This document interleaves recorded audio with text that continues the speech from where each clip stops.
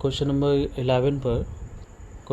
11 पर बोला गया है कि 8% वार्षिक सरल ब्याज दर से कितने वर्ष में 600 रुपये का ब्याज। 600 रुपये का ब्याज मतलब ये मूलधन हो जा रहा हम लोग का, तो मूलधन की जगह में हम लोग लिख ले रहे हैं 600 का ब्याज 168, तो ब्याज simple interest is equal to 168 रुपया होगा। तो स्वयं करके देखें। तो यहाँ पे हम लोग को रेट भी दे दिया है 8% करके, तो रेट जिसको दर बोल रहे हैं हिंदी में 8% वार्षिक दर। और कितने समय में पूछा गया है तो समय निकालना है। तो हम लोग जानते हैं simple interest equal to PRT/100 होता है।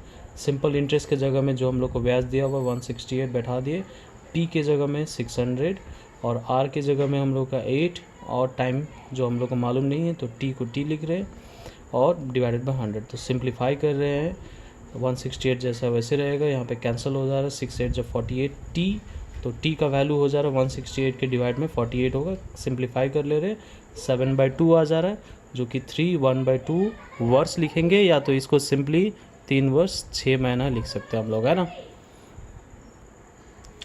ओके, 12 नंबर क्वेश्चन में बोला गया है यदि किसी बैंक से मुझे 10% वार्षिक सरल ब्याज दर से, तो यहाँ पे रेट हम लोग को 10% दे दिया, लिख ले रहे हैं रेट 10%, ब्याज दर से 800 रुपये जमा करने पर, तो ये हम लोग का प्रिंसिपल है जिसको मूलधन बोलते हैं हम लोग, तो 800 रुपये लिख लिया हम लोग।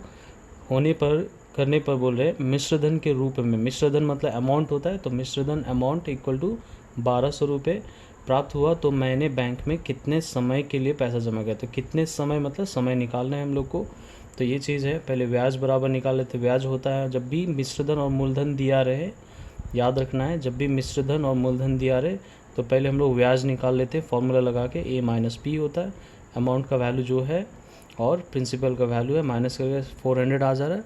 अब सिंपल इंटरेस्ट का जो फॉर्मूला होता है नॉर्मल फॉर्मूला PRT/100, तो ये सिंपलीफाई सिंपल इंटरेस्ट का 400 रुपये आया हुआ, तो 400 रुपये P 800 रुपये जो दिया हुआ था 800 रुपये, रेट के जगह में 10, टाइम नहीं पता तो T लिख रहे हैं और डिवाइडेड बाय 100 सिंप्लीफाई कर रहे हैं, तो T इज इक्वल टू 5 वर्ष। ये आ जा रहा है हम लोग का क्वेश्चन नंबर 12 का। क्वेश्चन नंबर 13 पे लिखा गया है कि कोई मूलधन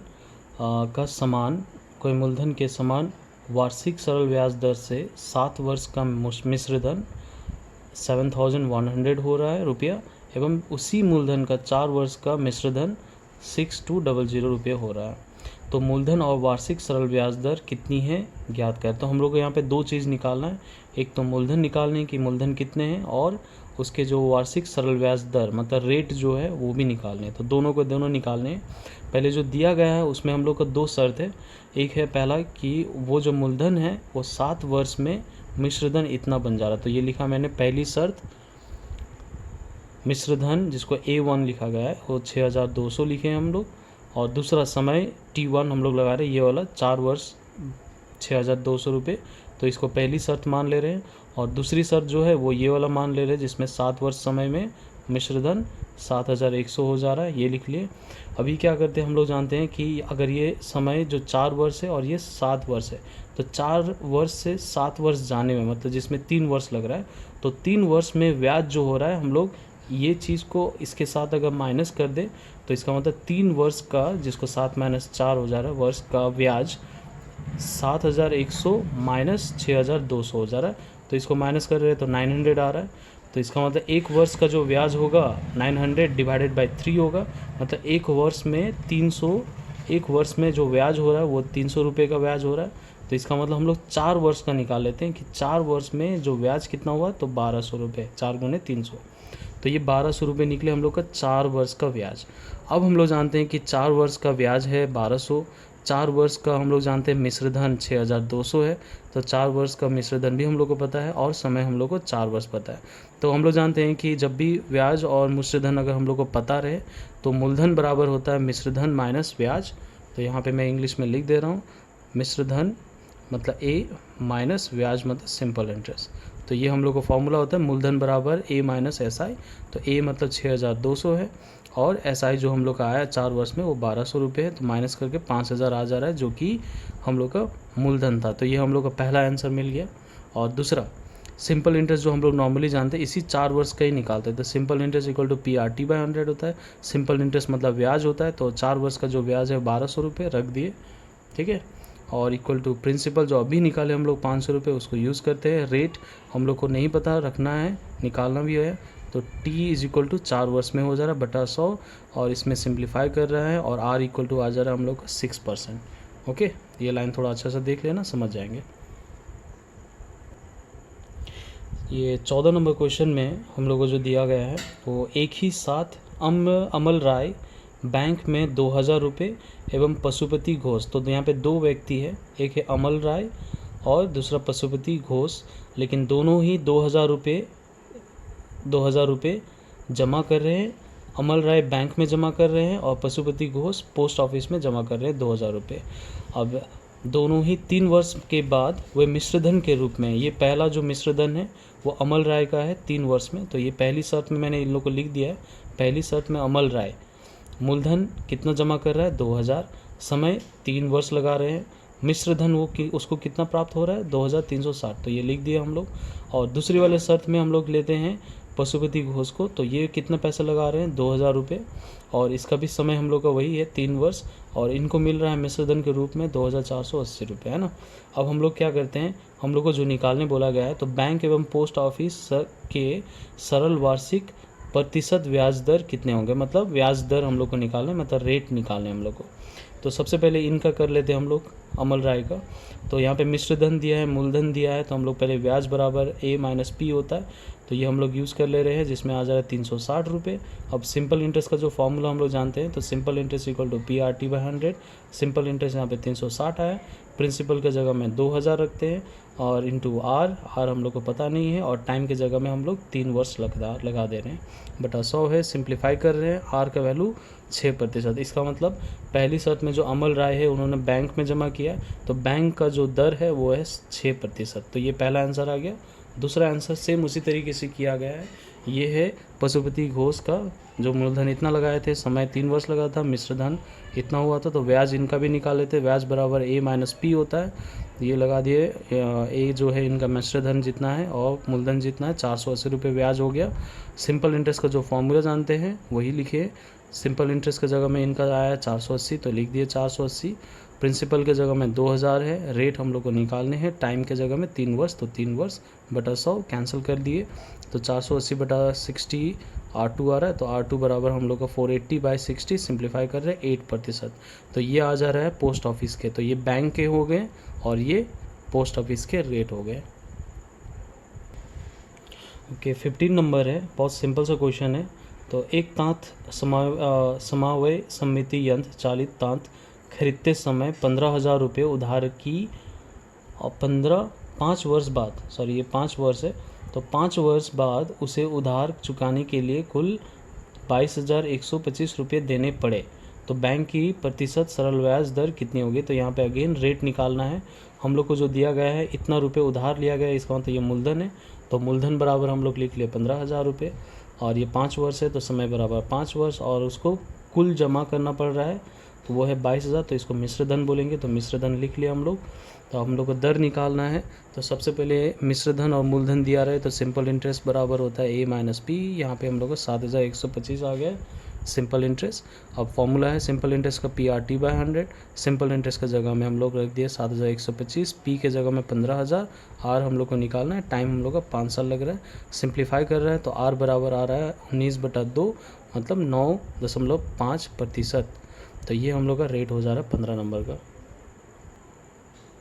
16 नंबर बहुत इंपॉर्टेंट क्वेश्चन है, तो इसमें पूछा जा रहा है, असलम चाचा कर्म क्षेत्र से अंतिम अवकाश ग्रहण करते समय, मतलब अपने काम से रिटायर होते समय उनको 1 लाख रुपए वो मुआवजा पा रहे हैं, उस समय प्राप्त धन का कुछ भाग वे, तो 1 लाख के कुछ भाग वे बैंक में जमा करते हैं, और बचे हुए जो भाग है वो पोस्ट ऑफिस में जमा किए हैं। तो बहुत सिंपल सा है, 1 लाख रुपए मिल रहा है, उसमें से कुछ पैसा बैंक में डाल दे रहे हैं वे, और कुछ पैसा, बाकी जो पैसा है वो पोस्ट ऑफिस में डाल दे रहे हैं।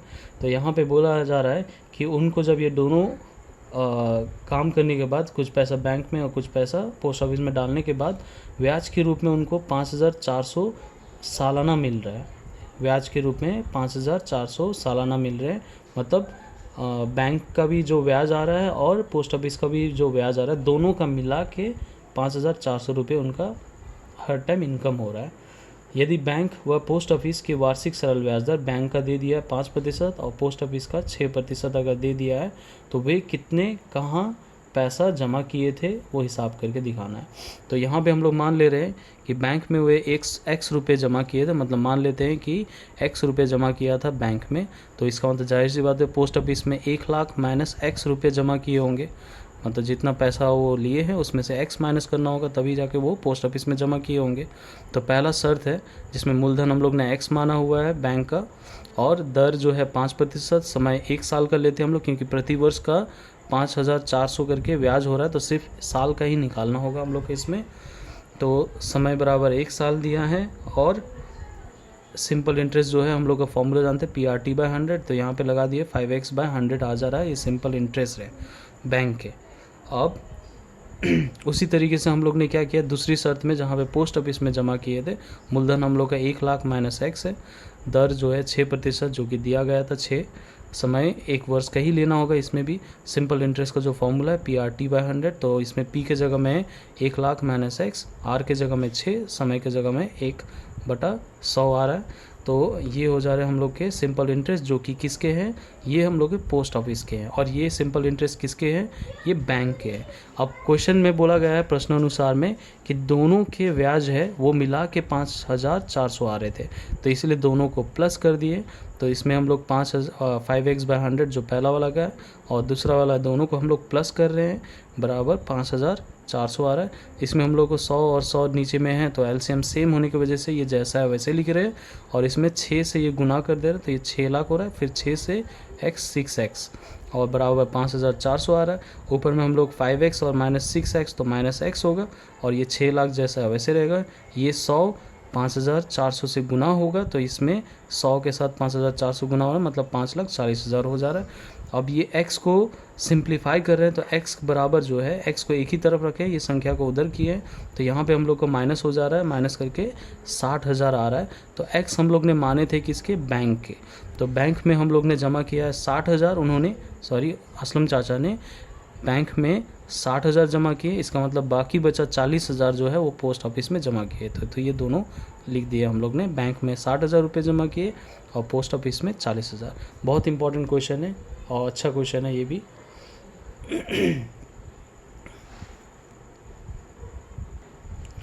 17 नंबर जो क्वेश्चन है इसके, वो हूबहू same to same 16 number question की तरह है, तो इसलिए मैंने इसको किया नहीं है, आप लोग वो ट्राई कर सकते हैं। मैं यहाँ पे बता दे रहा हूँ। रेखा ने अपने संचित धन में 10,000 रुपये को 2 बैंकों में अलग अलग इस प्रकार जमा रखी। तो यहाँ पे 10,000 जमा किया गया है, तो किस में कितना जमा किया गया है नहीं पता, वही हम लोग को निकालना है।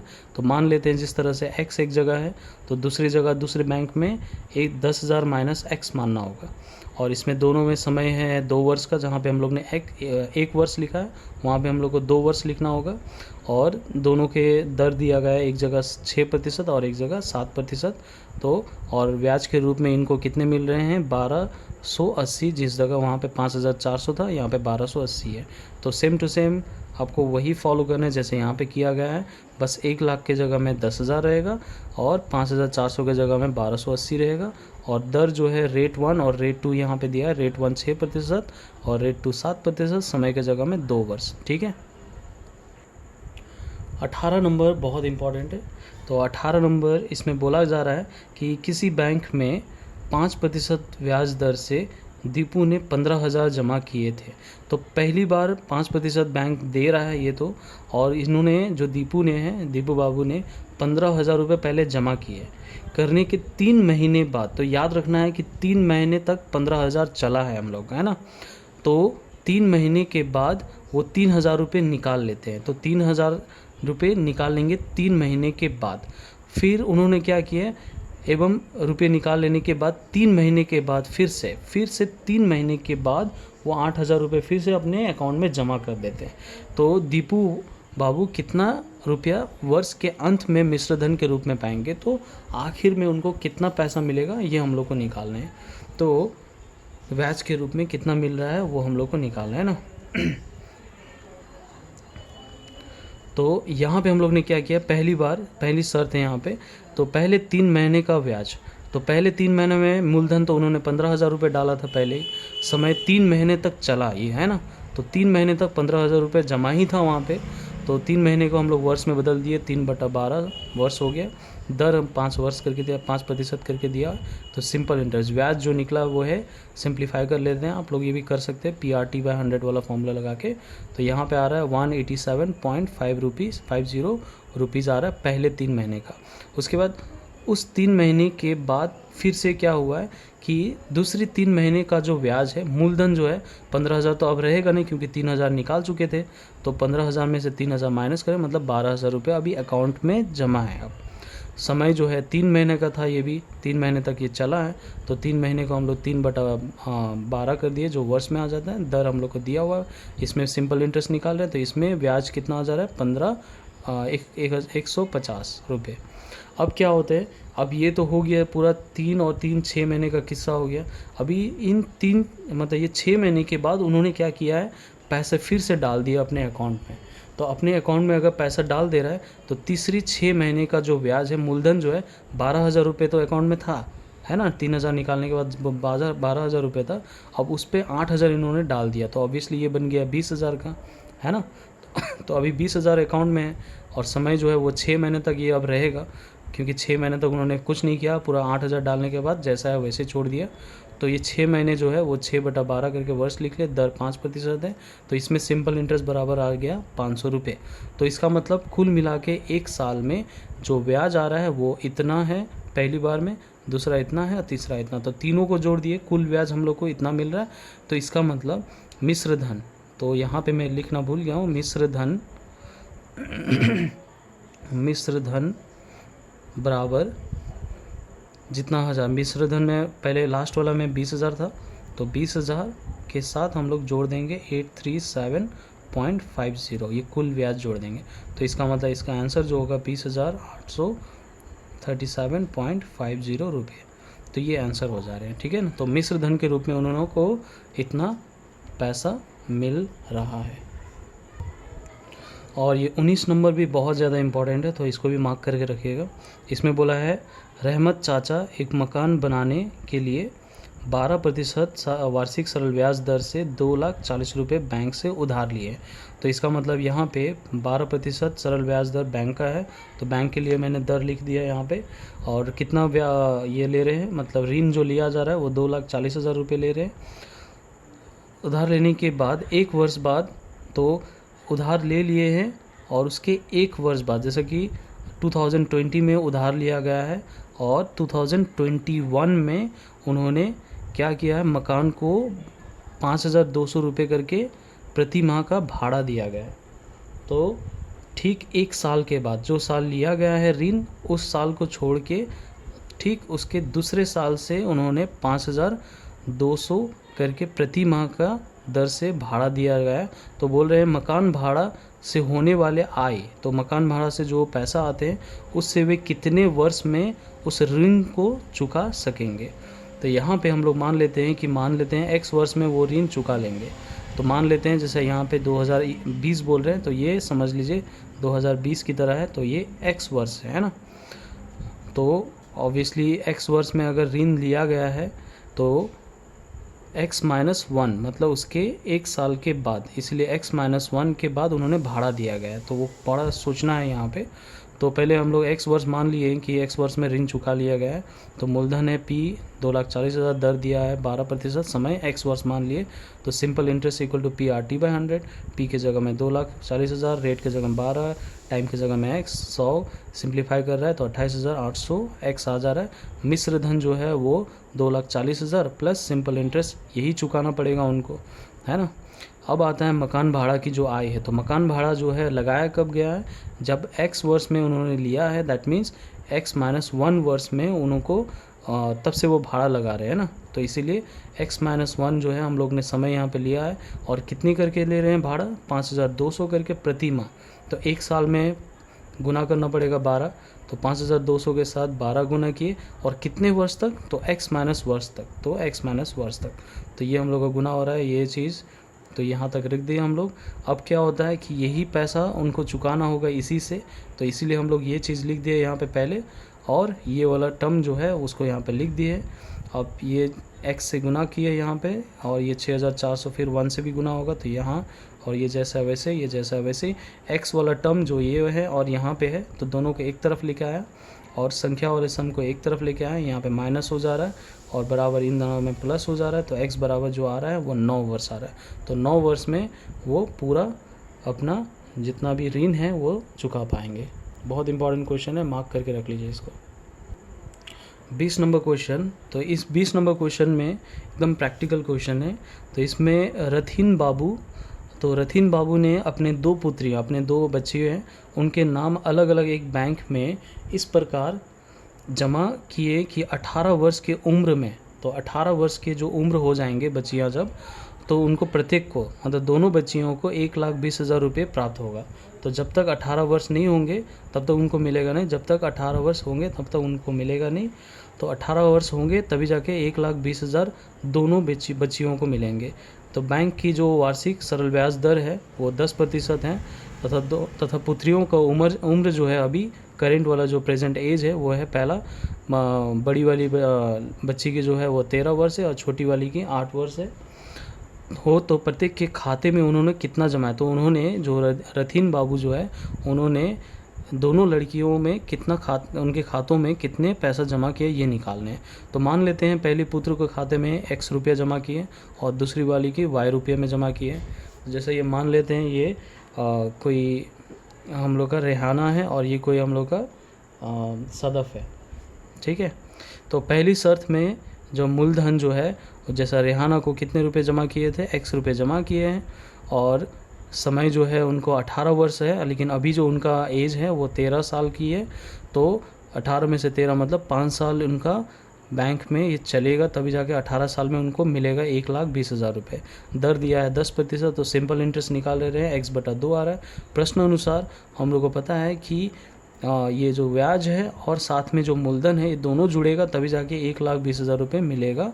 तो ये इसको सिंप्लीफाई कर रहे हैं यहाँ पे, तो 3x/2 आ रहा है, तो यहाँ पे 3x/2 है बराबर 1,20,000 है। तो x का वैल्यू जो आ जा रहा है वो 80,000। इसका मतलब रेहाना की खाते में जो है x जो माने हम लोग वो आ जा रहा है 80,000। तो उनके खाते में 80,000 रुपये जमा किए उनके अब्बू ने या पापा ने, ठीक है। अब दूसरे जो है सदफ का निकालते हैं। तो सदफ का मूलधन हम लोग का सेम मानते हैं y है। समय जो है अभी जो सदफ की उम्र है वो है 8 साल। तो 18 साल तक होने में उनको कितना साल लगेगा, 10 वर्ष लगेगा। दर दिया है 10%, तो सिंपल इंटरेस्ट निकाल लिए, ये आ जा रहा है y। प्रश्न में हम लोग जानते हैं कि ब्याज और मूलधन ये दोनों जुड़ेगा तभी जाके मिश्र धन होता है, जो कि 1,20,000 है बोला गया है यहाँ पे। तो 2y और y का वैल्यू आ जा रहा है 60,000। इसका मतलब दूसरी पूर्त यानी सदफ के खाते में 60,000 रुपये जमा किए थे, ठीक है। तो इस तरीके से ख़त्म होता है ये पूरा सिंपल इंटरेस्ट चैप्टर। तो हम लोग मिलते हैं दूसरे चैप्टर पर।